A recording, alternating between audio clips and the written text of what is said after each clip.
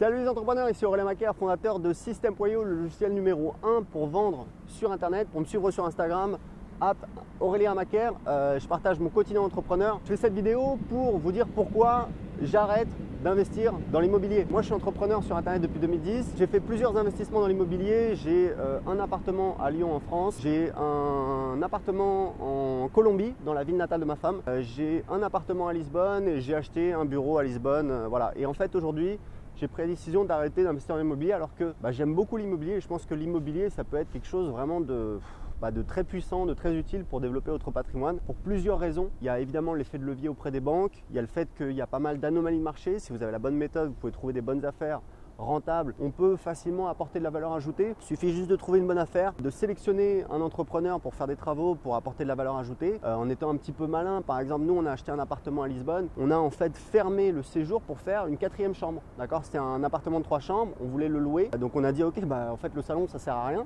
Donc, on fait une 4e chambre. Aujourd'hui, c'est un appartement qui génère quasiment 2000 € net par mois, donc c'est un super investissement. Donc aujourd'hui, j'ai un patrimoine immobilier qui est de l'ordre de 700 000 € avec 200 000 € de crédit, c'est important de le préciser, hein, donc c'est pas du net, il y a à peu près 500 000 € net. Et pourquoi j'arrête d'investir dans l'immobilier? Parce qu'en fait aujourd'hui, pas aujourd'hui, mais depuis 2-3 ans, j'ai investi pas mal d'argent dans une espèce de start-up, un logiciel, donc c'est System.io.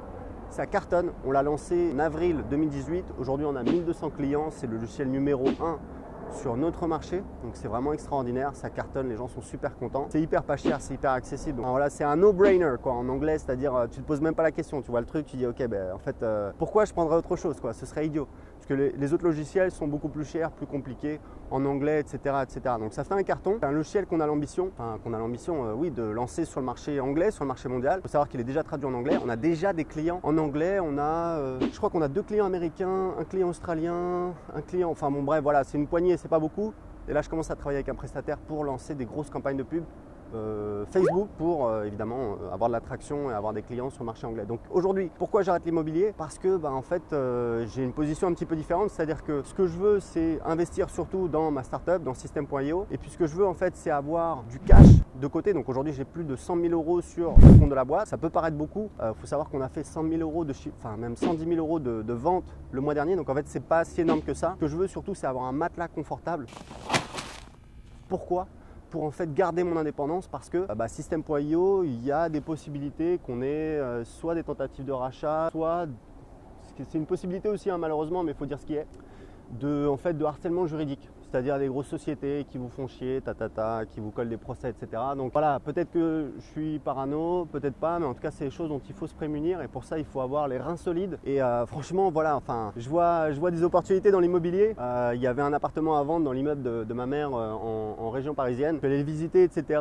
J'ai analysé rapidement combien ça pourrait rapporter. Et en fait j'ai dit à ma femme surtout, tu m'empêches de l'acheter parce que voilà, qu'est-ce qu'on va se faire chier pour prendre un crédit de 200 000 €, se faire chier avec les travaux, l'achat, la gestion, le truc, etc. pour gagner combien au final? Peut-être 1000-1500 € par mois. Je veux dire, System.io aujourd'hui, on a 100 clients en plus par mois qui payent 30 €, donc ça fait 3000 € en plus. Si on déduit la TVA, les commissions aux affiliés, voilà, ça fait un billet, je sais pas, peut-être 1500 €. Donc voilà, vous voyez bien que ça n'a pas de sens. C'est pour cette raison-là que j'arrête d'investir dans l'immobilier. Ceci dit, si vous n'avez pas d'immobilier, je vous conseille d'investir dans l'immobilier. Il faut juste vraiment savoir ce que vous faites, suivez des gens qui investissent dans l'immobilier, c'est important, franchement c'est facile, il n'y a pas besoin de réinventer la roue, il suffit de voir ce que font les gens qui ont du succès. Alors après c'est géographique, donc idéalement si vous pouvez trouver des gens qui sont dans votre région c'est encore mieux, parce qu'en fait il suffit de faire comme eux, c'est vraiment très facile et honnêtement c'est une bonne manière de développer votre patrimoine. Après attention, il ne faut pas non plus faut faire attention parce que plus on a un endettement élevé, plus on a de risques. Donc faites attention à ça. Voilà, c'était tout pour cette vidéo.